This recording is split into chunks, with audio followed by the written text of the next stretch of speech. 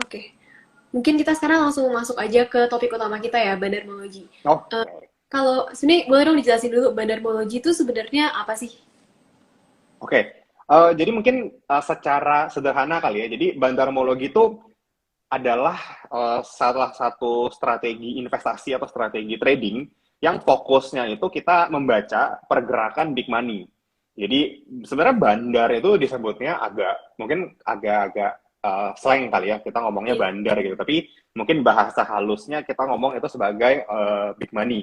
Dan fund manager itu bisa kita bilang juga sebagai big money. Tapi apakah fund manager itu bisa dibilang bandar?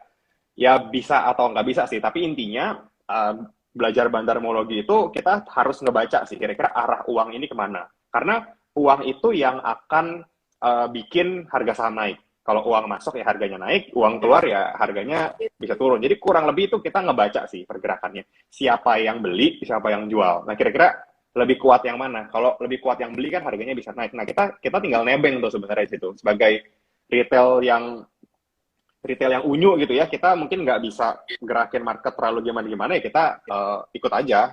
Mungkin itu sih. Oke, jadi sebenarnya bandarmologi itu penting nggak sih? Kan bisa dibilang kayak analisa teknikal, fundamental juga itu udah cukup powerful gitu ya. Kita udah baca laporan keuangan ya, harus kita tahu.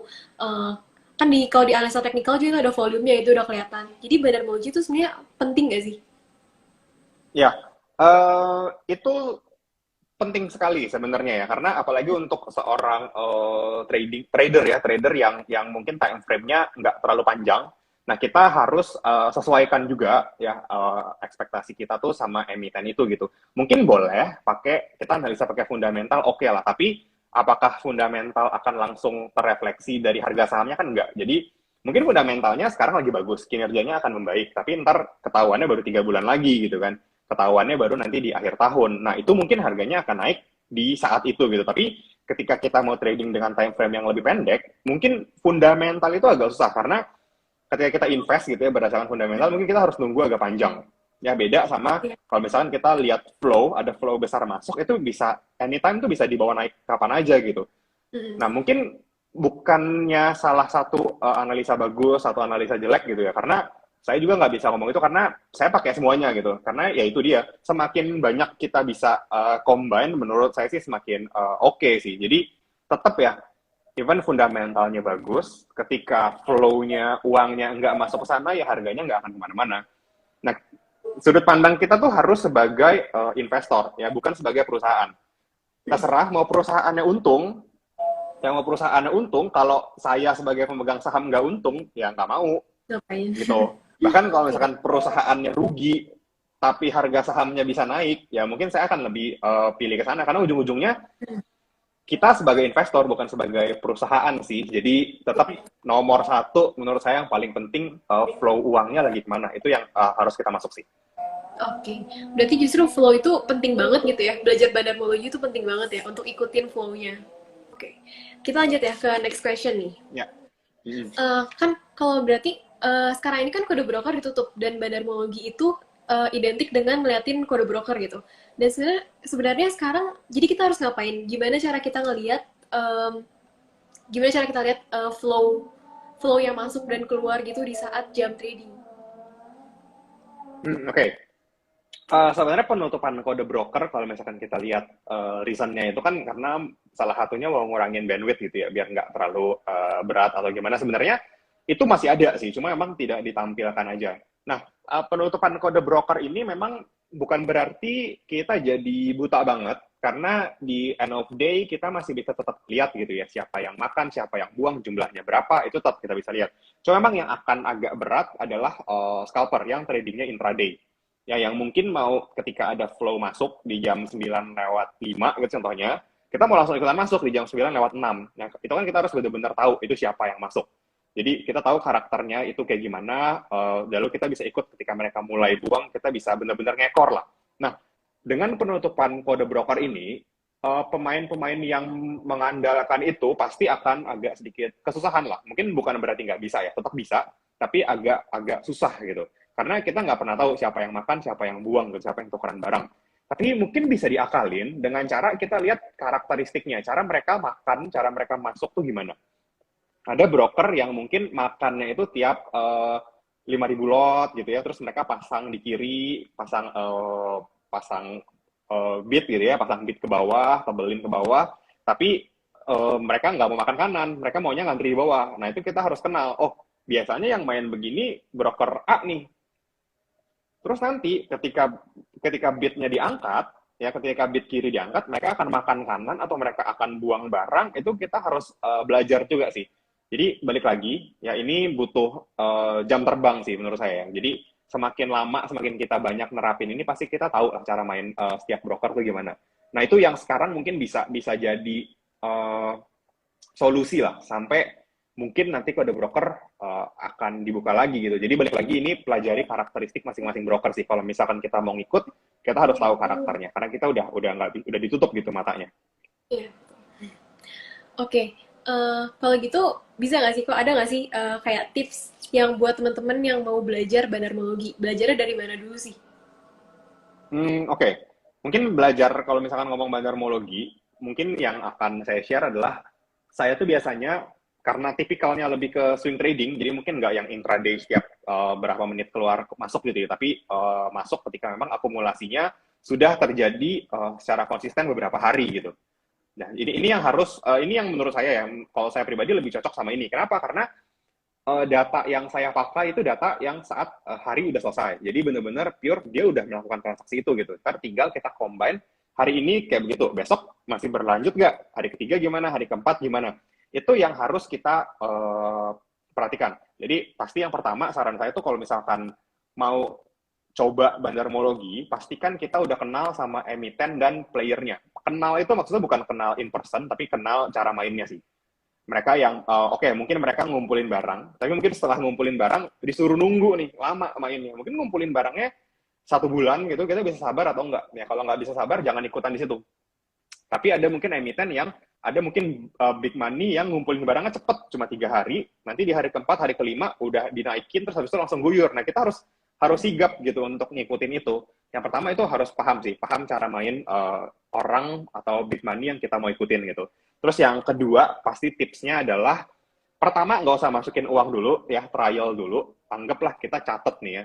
Oh, emiten ABC bagus nih diakumulasi oleh broker XYZ. Ya udah, nggak usah masuk ya, nggak usah masuk supaya ntar nggak bias karena biasanya psikologis kan beda kan ketika ada uang di situ kan. Jadi ya udah biarin dulu aja kita catat. Nah nanti kita tinggal lihat seminggu kemudian bener nggak tuh naik. Kalau nggak naik, berarti pemain di emiten itu ya bukan si A, ya Iya. mungkin memang pemain yang benernya itu belum masuk, tapi ya itu emang orang iseng aja gitu mau masuk dan nggak bener-bener punya uang untuk ngegerakin terlalu gimana-gimana. Itu yang kedua ya, latihan.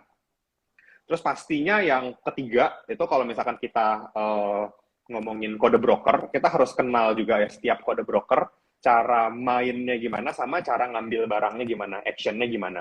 Jadi ini yang harus dipelajari. Jadi kadang-kadang kita ngomong tape reading kan, tape reading, bid offer, gimana mainnya, itu harus kenal. Karena setiap broker itu punya strategi yang beda. Even satu broker, misalkan broker A gitu ya, itu kadang-kadang bisa dipakai oleh beberapa big money dengan cara main yang beda.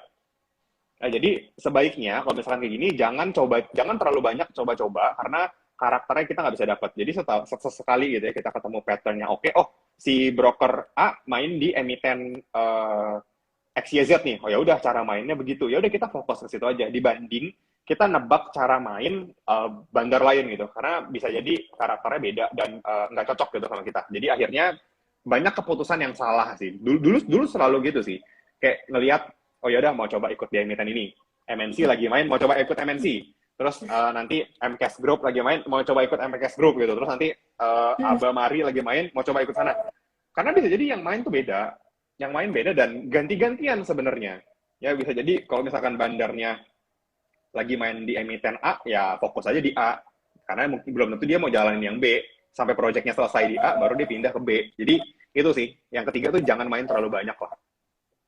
Oke, berarti yang penting cobain dulu aja nggak usah pakai uang, tapi latihan bacain dulu gitu ya pergerakan bandarnya.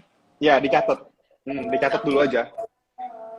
Oke, sebenarnya gini, kok kan kalau bandarmologi itu ngelihat flow, flow kayak bandar. big money yang gerakin harga saham itu. Mungkin nggak sih kalau misalkan ada bandar yang masuk tapi harga sahamnya tuh ternyata nggak berhasil naik gitu? Um, Sebenarnya bisa jadi ada dua kemungkinan. Ya dia lagi melakukan markdown accumulation atau memang dia gagal menarik flow lain. Karena gini, ketika saat bandar, misalnya anggap bandar A main ya, dia akumulasi terus gitu, tapi dia nggak niat naikin, dia cuma niat akumulasi sampai terlihat rame, nanti akan ada bandar lain yang masuk gitu buat naikin. Jadi dia tinggal setelah setelah bandar lain, karena gini, akumulasi di bawah itu ongkosnya lebih murah dibanding ongkos kita harus ngebakar naik. Jadi mungkin ketika dia punya strategi, ya udah akum aja di bawah sampai nanti bikin volume, retail masuk, bandar lain masuk, baru ntar dia guyur kiri dikit-dikit. Itu biasanya strategi yang paling common untuk menghemat lah. Tapi ada mungkin bandar yang agak boros yang berani keluar banyak, dia akum di bawah, dia juga yang naikin. Bisa juga. Nah, kalau misalkan sudah diakum terus tapi memang nggak jalan, ada dua kemungkinan kan tadi kan. Pertama dia markdown accumulation. Dia mau akumulasi dengan jumlah yang sangat besar, tapi tidak mau average up. Dia maunya average down. Jadi, dia cuma akan pasang antrian di kiri. Dia nggak akan pernah makan kanan. Karena kalau dia makan kanan, harganya naik. Gitu. Harganya naik, lama-lama average dia tinggi.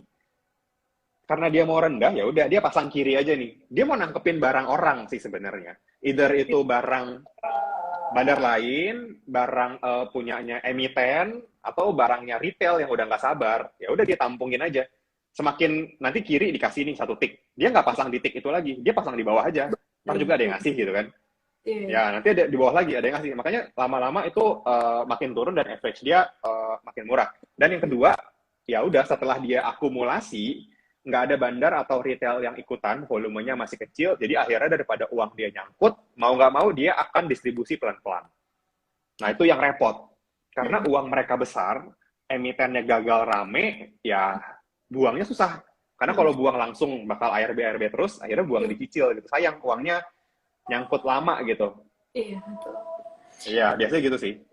Oke, berarti sebenarnya kalau ada flow besar yang masuk, itu belum tentu harga sahamnya pasti naik juga ya? Tetap harus dipelajari Belum dulu tentu. gitu. Ya, Oke. karena balik lagi gini, balik lagi si bandar itu akan hitung-hitungan. Dia akan hitung untuk naikin barang ini supaya cuan, at least harus ke berapa. Jadi dia tuh ngitung bener-bener ngitung bid offernya sampai nanti ketika rame dia bisa buang dan ketika dia buang itu turunnya ke berapa. Dia tuh pasti nggak mungkin bisa buang paling atas karena barangnya banyak.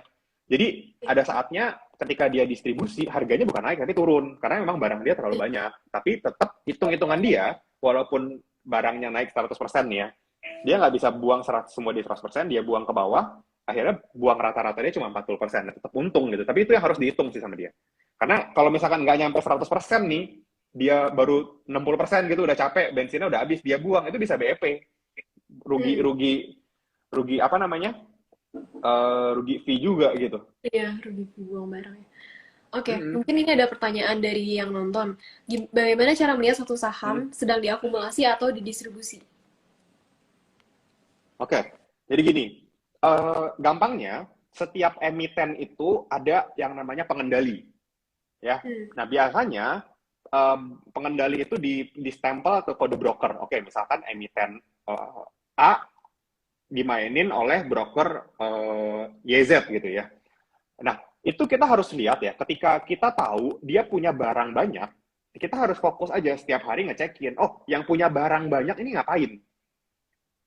Kalau misalkan pelan-pelan gitu ya, setiap hari pengendalinya itu buang barang terus, di Broxum kita lihat dia di sebelah kanan sebagai seller, nah itu ada indikasi barang itu sedang didistribusi oleh pengendali.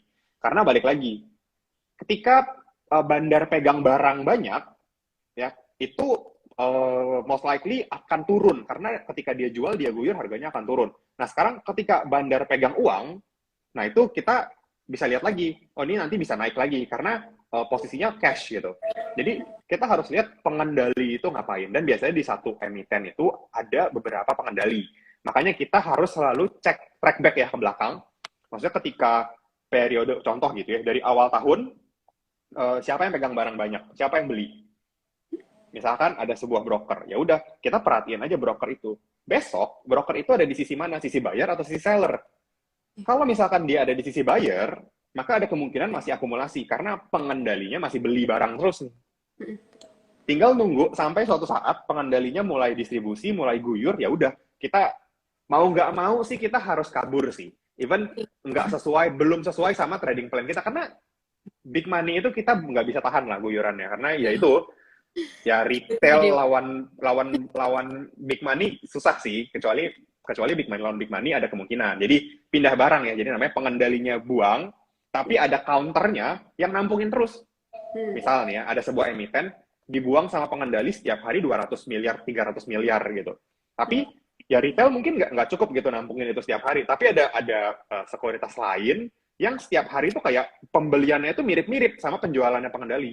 Pengendali buang 300 miliar, si yang counternya bayarnya beli 300 miliar. Nah itu berarti itu oke lah karena ada yang nampungin. Nah, nanti berarti sekarang kita harus perhatikan dua broker ini. Pengendalinya berhenti buang, atau yang bayarnya ini berhenti beli. Kita udah jangan masuk lagi kalau misalkan dia berhenti beli. Berarti mungkin band uangnya udah habis. Iya. Itu sih yang harus diperhatiin. Jadi pengendali itu kita harus kenal lah. Makanya tadi kalau ditanya tips bandarmologi, salah satunya, jangan main banyak, karena kita tuh nggak bisa fokus sama banyak hal. Sebaiknya fokus aja ke satu atau dua, tiga emiten yang kita benar-benar tahu pengendalinya siapa. Ya, dia buang barang atau dia akumulasi. Itu sih yang penting. Oke, semoga menjawab ya buat tadi yang nanya ada di atas. Nih, mungkin ada pertanyaan selanjutnya. Hmm. Gimana sih cara bandar menggoreng saham? Kan ada yang bilang, biasa kan suka ada yang ngomong gitu, yang ngepost di story atau apa. Bandarnya naikin harga, bandarnya lagi goreng saham ini nih gitu. Itu gimana sih? Maksudnya Oke, bandar menggoreng saham? oke. Biasanya bandar itu goreng saham dia eh gini, kalau misalkan bandar itu memang benar-benar mau goreng naik tinggi, biasanya nggak akan terlalu heboh. Ya, tapi ketika udah heboh, mungkin itu sudah waktunya untuk take profit karena memang bandarnya mainnya range-nya pendek. Nah, heboh ini tuh bisa jadi di banyak hal lah, bisa di sosial media, bisa pakai berita. Nah, itu bisa-bisa aja. Ya, tapi ketika dia bandar itu mainnya akan panjang, mungkin kita nggak akan lihat harganya naik atau nggak akan notice, nggak akan ada berita ketika mungkin masih naik dikit gitu, tapi nanti udah naik ratusan persen baru kelihatan. Nah, caranya gimana sih? Caranya biasanya karena dia main sendiri di saham itu, ya karena dia baru akumulasi sendiri, dia akan makan semua over di kanan, ya overnya siapa kita nggak tahu, bisa jadi itu over barang dia sendiri cuma dengan sekuritas lain, dengan nama lain, dengan temennya lah mungkin gitu ya.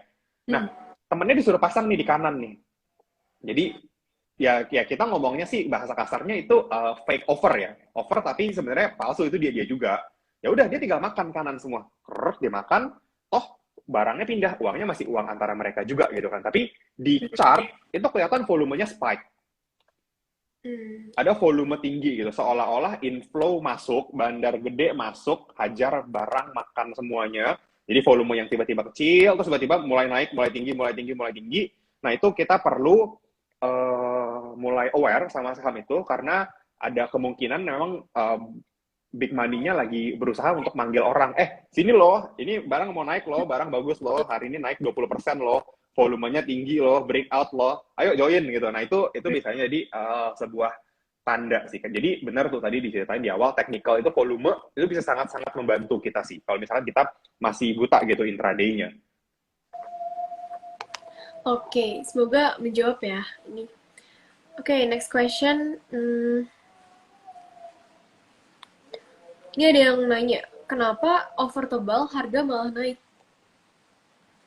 Kenapa over tebal harga mana? Nah, oke. Pertanyaan bagus gitu ya. Kenapa over tebal harga malah naik? Karena gini, over itu nggak melulu habis karena dimakan. Misalkan nih, pasang nih 30.000 lot, satu tick 30.000 lot gitu. Itu kan untuk retail itu gede banget, 30.000 lot, pasang aja 10. Udah 300.000 lot gitu. Jadi kayak mungkin angkanya 30.800. Terus ntar di bawahnya 32.000 gitu. Terus di bawahnya 35.000 gitu. Nah, 30.000-nya itu belum tentu belum tentu over beneran. Ketika bandarnya memang mau naikin, dia tinggal angkat aja bid overnya. Ya, dia angkat overnya, kita mungkin nggak sempat lihat karena itu sepersekian detik. Terus Hmm. nanti ketika 30.000 jemurannya diangkat, sisa 800, sisa 1.000. Jadi tinggal makan, enteng kan makannya. Iya. Jadi jangan jangan terkecoh sama bid offer banyak gitu ya. Itu belum tentu mencerminkan apapun sih, karena itu bisa dengan mudah dia makan. Anggap aja itu barang teman dia kan, tidak barang Hmm. doang. Ya bisa jadi mungkin itu dimakan memang 30.000-nya, tapi saling kenal memang untuk tukeran barang. Karena gini, bandar yang susah diikutin adalah bandar yang punya dua hal, punya uang sama punya barang. Dia bisa pura-pura pasang offer ya supaya retail takut. Terus kalau misalkan dia punya uang, dia bisa pura-pura pasang bid di kiri, pasang order buy. Padahal Iya. belum tentu emang dia niat beli gitu. Cuma karena punya uang aja, jadi pamer aja, pajang aja di situ. Nah itu bisa bikin retail bingung kan, ah, buang Iya. kanan kiri, buang atau enggak nih. Pas Hmm. kita buang, sebenarnya yang nampungin barang beli itu dia juga sebenarnya. Itu sangat-sangat mungkin sih. Jadi itu bisa aja fake. Jangan jangan percaya sama jumlah bid offer sih. Oke. Berarti itu yang dibilang fake bid, fake offer gitu ya? Ya, betul. Hmm,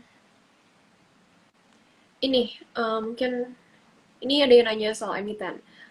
MTEL Min, big akumulasi apakah ada potensi menyentuh ke 850 bulan ini? Oke, MTEL ini memang ya kelihatan akumulasinya cukup cukup bagus ya. Tapi balik lagi kita harus lihat siapa yang ngambil MTEL gitu. Hmm, Ya kalau misalkan yang main MTEL ini memang pengendali, mungkin underwriter atau apa ya itu bisa-bisa aja. Itu bisa naik lah. Cuma kalau misalkan memang bandarnya cuma mau naikin sampai 840, 830 ya itu nggak menjamin apa-apa juga. Jadi bandarmologi ini tidak bisa dikaitkan dengan target price. Ya, kita semua lihat ada mungkin resisten di 840, 850 gitu ya. Itu resisten. Tapi kalau misalkan bandarnya mau keluar duluan di 830, kita kan nggak bisa marah-marah juga. iya Jadi betul. nggak pernah ada patokan, nggak pernah bandar tuh nggak pernah ngomong sebenarnya. Oke, gue mau naikin ini ke sekian gitu. Ya bisa aja sebelum itu dia udah keluar kan bisa aja. Iya. Jadi balik lagi, makanya muncul istilah tuh trade what you see gitu. Ketika kita lihat bandarnya udah mulai keluar, even belum sampai target, ya kita ikutan keluar. Karena kita nggak bisa patokan. Karena bisa jadi ya bandarnya itu, oh lagi BU nih, mau pindah project nih, mau pindah emiten, mau main di emiten lain. Emiten ini udah cuan, tapi belum nyampe 850. Ya udah, buang aja dulu. Kita pindah aja dulu. Ntar urusan ini kita masuk lagi belakangan. Itu jangan dijadiin acuan sih target-target price itu. Pokoknya ketika bandarnya keluar ya kita keluar. Ketika bandarnya masuk ya kita ikut masuk. Itu sih konsep bandarmologi itu kita jangan terpengaruh sama kata orang atau harapan-harapan palsu gitu lah. Pokoknya ini makan korban sih. Hmm, Biasanya iya. kayak gini-gini, oke, saya udah ngomong nih di mana-mana. Oke, target 2.000 gitu ya. Wah, itu biasanya ketika semua orang target ke 2.000, itu harga 2.000 gak akan pernah sampai. Ya, iya. Udah Iya. dibanting duluan sebelum nyampe ke 2000 ya. Iya, orang rebutan keluar sebenarnya. Mm-mm. Oke, mungkin ini last question. Ada yang minta tolong ini kalau diajarin. Boleh kasih contoh satu emiten dong biar bisa belajar, kasih lihat di screen gitu. Cara bacanya mungkin. Oh, apa ya? Ini nanti dulu deh, nanti saya cari dulu deh. Soalnya Oke. ini susah. Karena kalau misalkan saya ngomong itu lagi akumulasi, gitu ya, Mm, bisa jadi saya sendiri lagi nyari barang. iya. Jadi maksudnya bukan bukan bermaksud gimana-gimana, cuma kadang-kadang tuh gini, susahnya gini. Kita tuh agak nggak enak kalau misalkan ngomongin kayak beginian nyebut emiten. Karena Mm, bisa jadi yang main nanti saya contohin teman saya main di situ. Bukan iya. teman saya main, maksudnya teman saya lagi akumulasi, mungkin mau investasi di situ, tiba-tiba diomongin nanti eh, harganya di HK terus harganya naik, nanti nggak enak sama teman, terus kayak gitu-gitulah. Pokoknya kayak gini-gini biasanya saya menghindari untuk nyebut emiten sih. Oke. Mungkin kita pindah question aja ya. Ini udah ada dua orang yang nanya, gimana sih Ya, cara bedain deteksi mana yang retail, mana yang bandar? Iya, mana yang retail, mana yang bandar ya oke, gitu. oke. Pertanyaan yang bagus banget sebenarnya ini. Jadi kita harus lihat transaksinya polanya tuh gimana. Ya, kalau misalkan misalkan nih ngambil barang 10 lot, 20 lot, 30 lot sekali transaksi gitu ya. Itu bisa dipastikan retail. Karena capek bandarnya, walaupun even bandarnya pakai apa namanya, pakai sistem gitu ya untuk ngambil kayak gitu. Itu biasanya nggak begitu. Karena kalau misalkan bandar main, biasanya volumenya tinggi, tapi frekuensi transaksinya rendah.